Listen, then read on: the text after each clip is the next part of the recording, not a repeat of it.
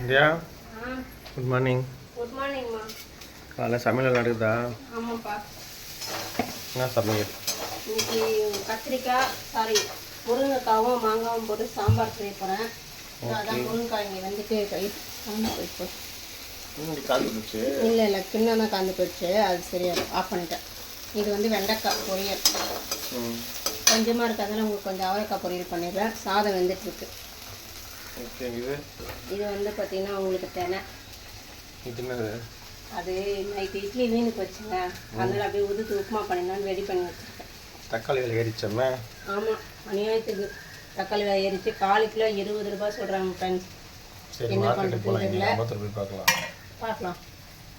அதனால நான் ஒரு 1/2 கிலோ மட்டும் வாங்கிட்டு வந்தேன். ஓகே, எல்லா வேலையும் முடிச்சுட்டு. ஆமாம், மழை வர மாதிரி இருக்குது. அப்புறம் லஞ்ச் வீடியோ பார்க்கலாம். சரிம்மா.